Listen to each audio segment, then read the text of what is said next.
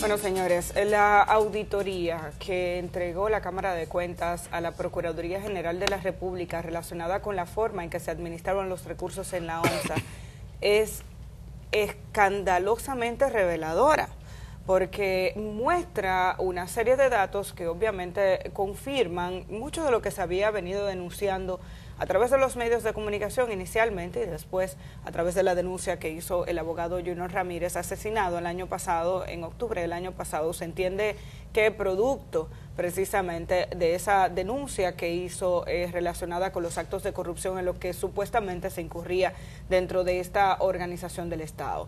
La auditoría en términos generales revela una serie de contratos incumpliendo con la ley de compras y contrataciones. Hay algunos medios han destacado que la misma Dirección de Compras y Contrataciones había autorizado algunos procedimientos a instituciones como la OMSA sin que se cumplieran con todos los requisitos de la ley. Sin embargo, llama la atención la cantidad de, bueno, hay miles de millones de razones por las cuales Junior Ramírez pudo haber sido asesinado y miles de millones de pesos que se entregaron o que se pagaron sin la transparencia debida. Estamos hablando de que se calcula que hay pagos de más de 3.000 millones de pesos a 51 proveedores entre el año 2012 y 2017, que es el periodo que evalúa la auditoría, que se entregaron sin previo contrato a empresas que en algunas ocasiones incluso o la Cámara de Cuentas no la encontró, señores, o sea, hay proveedores o que no existen, o un mismo autobús se reparó más de una vez con dos proveedores distintos, además de los cuales tenían bastante suerte porque eran 2 o 3 los proveedores habituales, y se pagaron millones de pesos para reparar un mismo autobús que después los auditores encontraron arrumbados. El gráfico que publica el periódico Hoy me parece un resumen muy interesante porque te permite tener una idea de algunos de los datos que se han podido desglosar de todo de todas estas hojas de información. Compras de urgencia por valor de, bueno, sin proceso de selección, 2.300 millones de pesos pagados. Compras de urgencia, 57 millones de pesos. Contratos sin establecer el 20% de avance, 53 millones de pesos. Adquisiciones con proveedores vinculados a la OMSA. ¿Ustedes saben qué son eso? Gente que trabajaba dentro de la OMSA, entre ellos empresas vinculadas a Faustino Rosario, que era el contralor de la institución y quien hoy en día está en prisión preventiva junto a Manuel Rivas. Por cierto, todo esto, estos contratos que llaman la atención, están relacionados con autorizaciones que daba Manuel Rivas de pagos, en la mayoría de los casos sin que se hicieran licitaciones. Hay 31 millones de pesos, 31.9 millones de pesos de adquisiciones hechas a proveedores vinculados con la OMSA, como indico, entre ellos empresas de Faustino Rosario, y algunas de las cuales estaban, según sus registros, estaban sin operación, entonces tenían contratos con la OMSA. Duplicidad en el objeto de reparación de autobuses por más de 6 millones de pesos, es decir, el mismo bien se reparaba 2 veces, lo entregaban hoy y en vez de hacer que contara la garantía del taller que había hecho la reparación, entonces el mismo autobús luego apareció la ficha de ese autobús reparado en otro local. Contratos declarados de urgencia por más de 124 millones de pesos, y eso me hace pensar en contratos como el de Punta Catalina, por ejemplo. Aquí se declara de urgencia todo y todo hay que entregarlo rápido.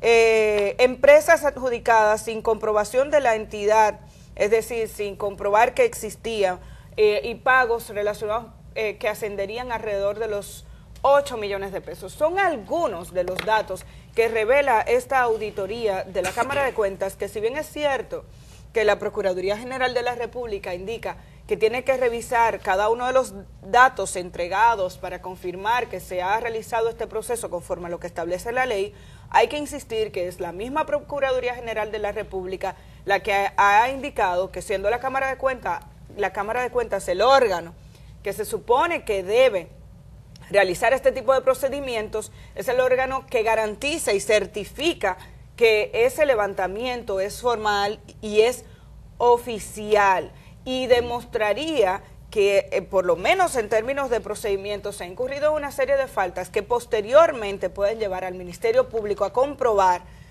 quiénes eran esos suplidores, por qué eran los mismos suplidores, por qué se entregaron y se contrataron empresas que hoy en día no se sabe dónde están, y hace que uno se pregunte dónde estaban los órganos de control que están establecidos institucionalmente, dónde está la gente a la que se le paga para fiscalizar, que permitió que se llegara a montos de más de 3.000 millones de pesos sin que haya un debido proceso para el pago de ese dinero, que es el dinero del pueblo.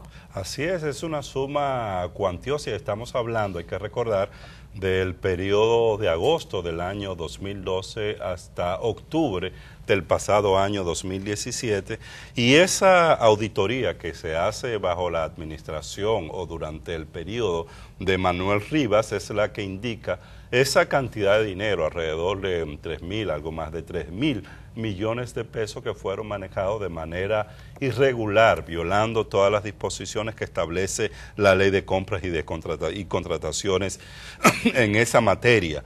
Hay que señalar, bueno, de todas las irregularidades que se ha visto ahí, que tú muy bien señalabas, está planteado en este cuadro que saca el periódico Hoy. Hay otros aspectos relacionados, por ejemplo, en otros medios salen detalles de esta encuesta donde se habla de que por un mismo trabajo realizado a los mismos vehículos, la empresa pagaba 2 veces, la institución del Estado, la ONSA, pagaba 2 veces a 2 empresas distintas.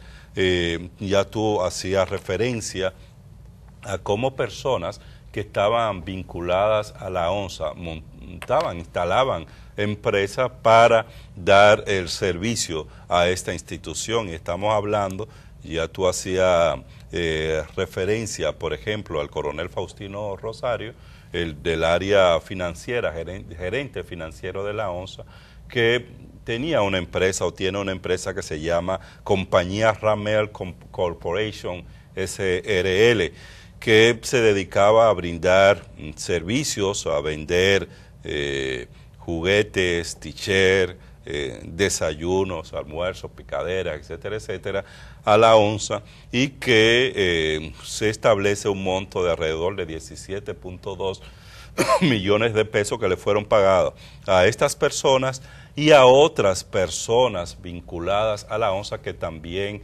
tenían empresas. Esto parece que es una práctica generalizada en otras instituciones del Estado, donde funcionarios o familiares de funcionarios montan empresas para venderle bienes y servicios a la institución del Estado y favorecerse de la relación directa con estas instituciones y de la violación clara y franca de la ley de contrataciones públicas.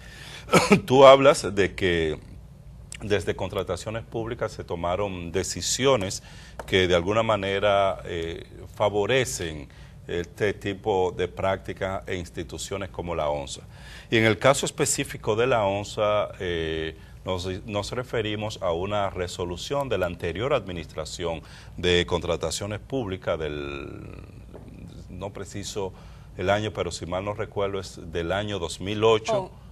Sí, donde facilitaba, mediante una resolución, hacía posible la contratación directa, sin licitación y sin concurso, de los talleres encargados de reparar los vehículos de la ONSA. Es decir, que se podía, sin ningún tipo de licitación, sin ningún tipo de concurso, ir a estos talleres y contratarlo como establecía la ONSA. Y fue de las cosas que se denunciaron en el año 2013, desde antes, que se estuvieron denunciando de cómo la ONSA estaba favoreciendo con contratos a una serie de talleres que eran prácticamente los mismos y que tenían cuantiosos beneficios y cuantiosos contratos con la ONSA. Yo creo que Esto permite tener información más que suficiente, ya lo decíamos ayer, Amelia, para que este caso de investigación por parte de la Procuraduría General de la República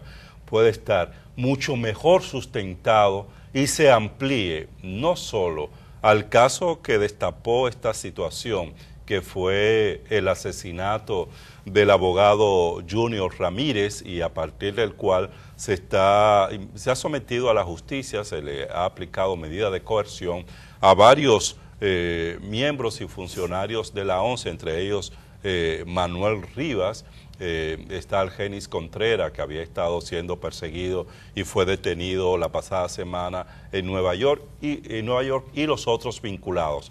Pero una justicia que se movió esencialmente por este caso de este horrendo crimen contra Junior Ramírez. Ahora, estas informaciones que salen de la ONSA evidencia que este expediente tiene que ser ampliado, porque hay casos muy graves de corrupción en la Oficina Metropolitana del Servicio de Autobuses, que tienen que ser investigados, que tienen que formar parte del expediente y que debe permitir ver cómo estaba estructurada esa red mafiosa y corrupta dentro de la ONSA, y a partir de ahí establecer las sanciones del lugar. Recordemos que inmediatamente esta auditoría se entregó el jueves de la semana pasada. La Procuraduría General de la República indicó que había conformado una comisión para estudiar esta auditoría. Uno espera que a la mayor brevedad esta comisión pueda concluir con estos trabajos y que pueda entonces informar a la ciudadanía cómo va a proceder con este expediente. Bueno, hay algunos ejemplos, porque sobre todo la prensa escrita, varios medios han tenido acceso al documento completo, es un documento denso, que vale la pena mostrarles a ustedes. O sea, es que ya debemos llegar al suficiente nivel de indignación en este país como para que este tipo de situaciones no siga ocurriendo, y que aquellos que entren a trabajar en la administración pública entiendan que es eso, que es un trabajo, que no es un lugar para que se vayan con los bolsillos llenos de dinero del pueblo para su casa a enriquecerse, que este tipo de redes tiene que desaparecer.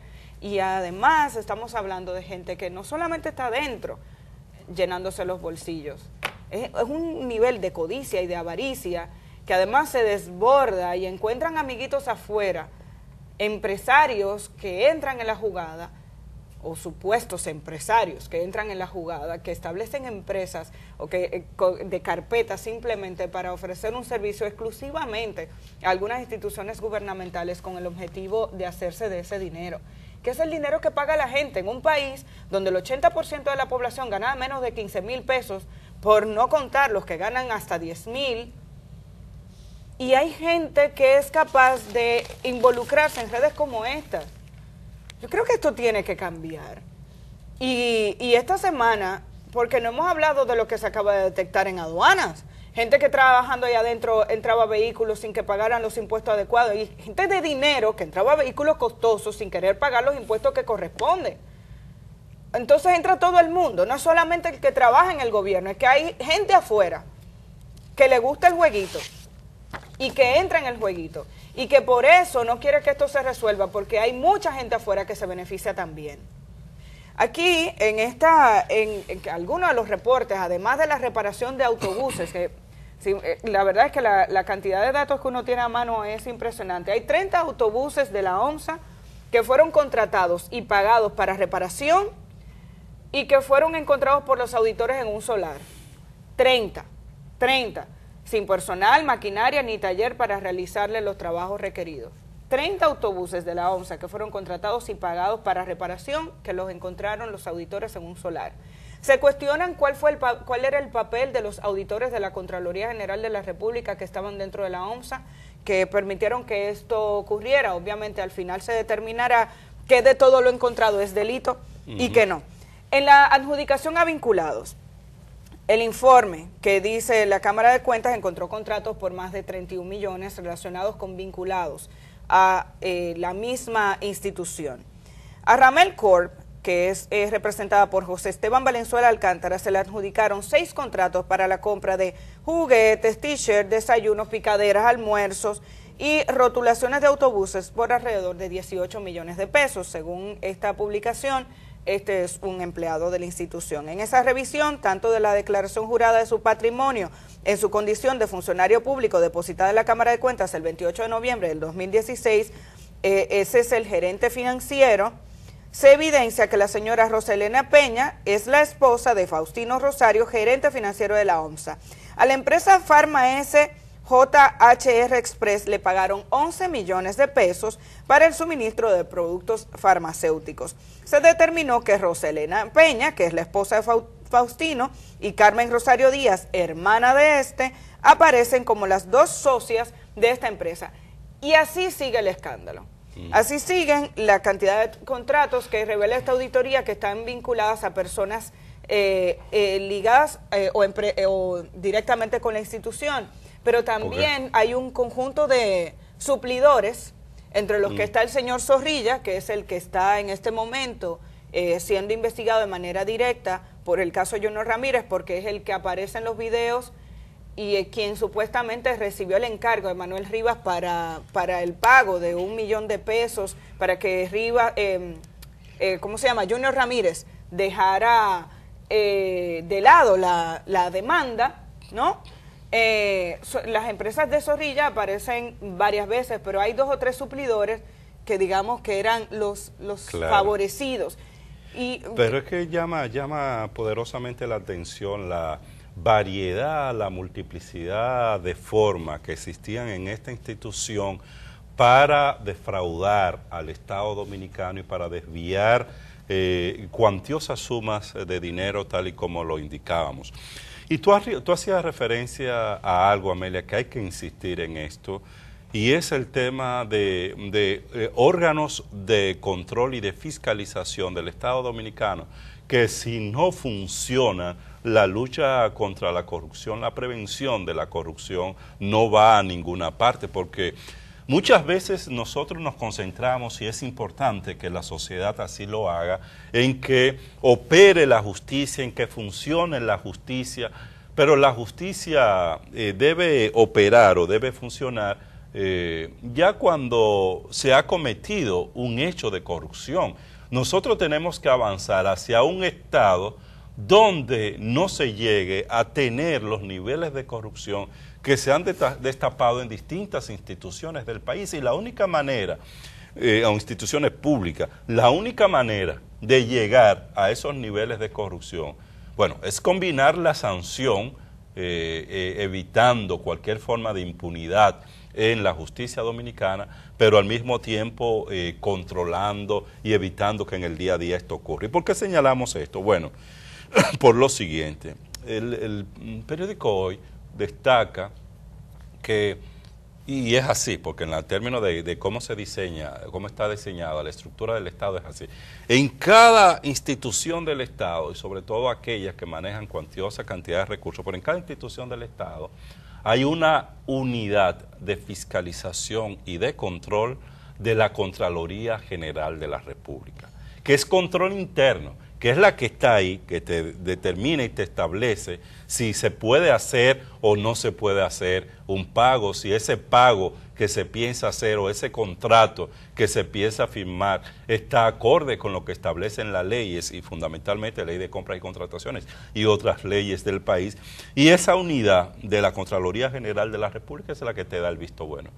¿Qué hizo la Contraloría General de la República durante todos estos años donde se evidenció que hubo fraude? Ese es un control, este es uno apenas de todo el sistema de control que debe haber en el Estado Dominicano, porque el segundo, es el control externo, que es el control de la Cámara de Cuentas.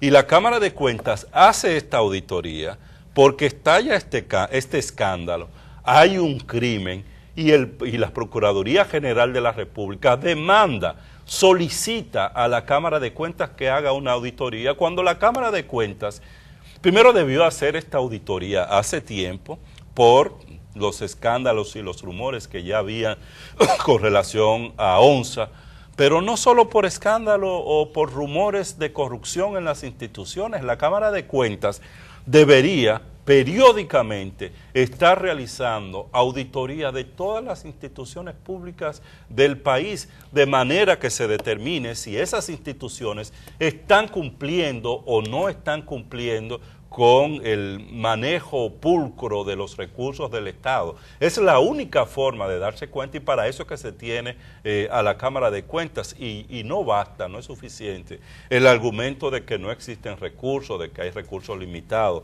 para llevar a cabo este tipo de auditoría.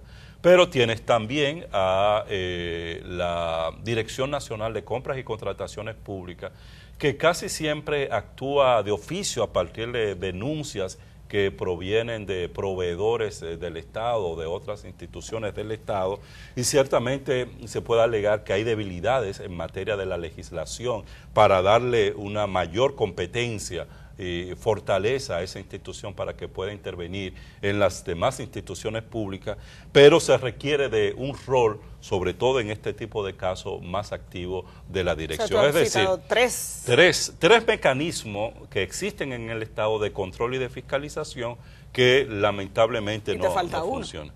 El Congreso Nacional. El Congreso Nacional, una de sus funciones es fiscalizar el uso de los recursos del Estado. O sea, no es solamente hacer politiquería. Uno de los trabajos, además de legislar, uno de los trabajos de los congresistas es precisamente el de fiscalizar el uso de los recursos del Estado. Yo quiero terminar mostrando estas imágenes que pone con su marca de agua el periódico El Nuevo Diario, que también tuvo acceso a la auditoría y decidió colocar los gráficos de alrededor de 53 suplidores.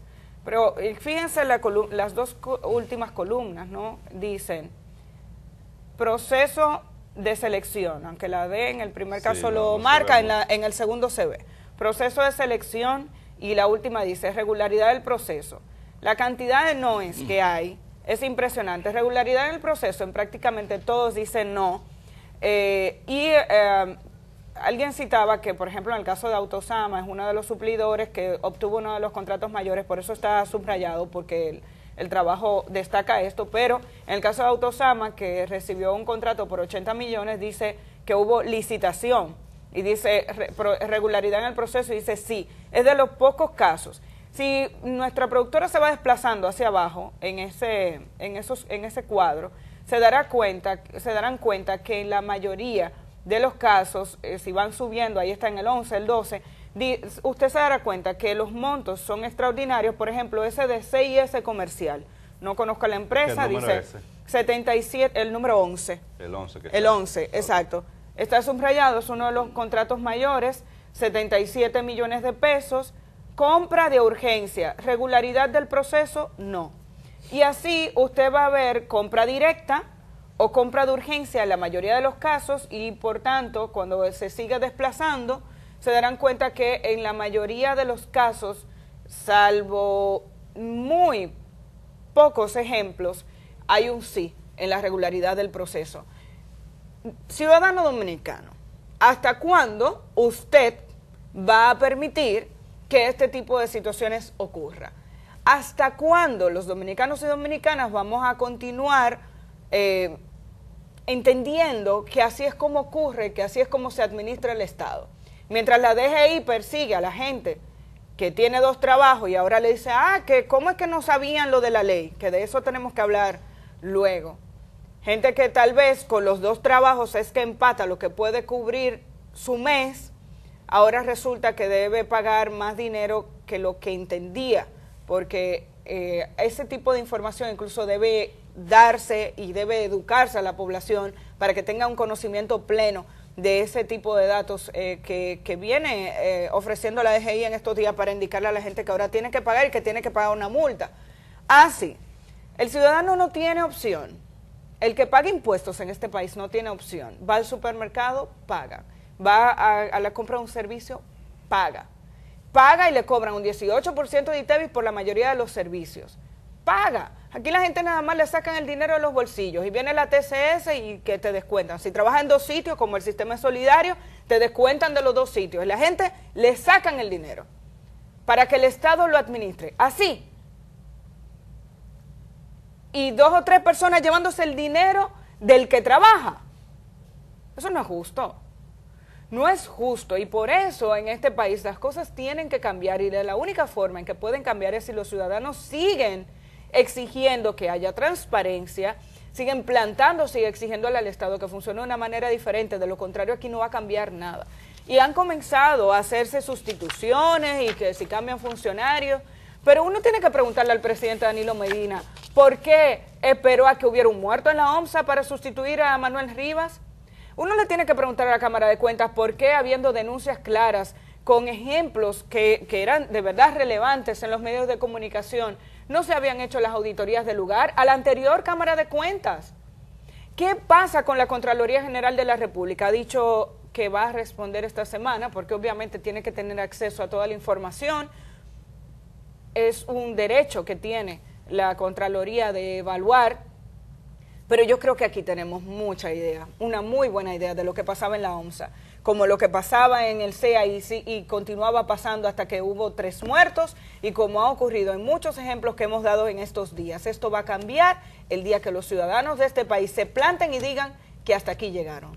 Así que pendiente de lo que va a hacer la Procuraduría General de la República con este informe, con esta investigación, muy pendiente de este caso de la ONSA que implica corrupción, incluye crimen, redes mafiosas, y lo que se espera es que no estemos ante un caso más donde la impunidad prevalece.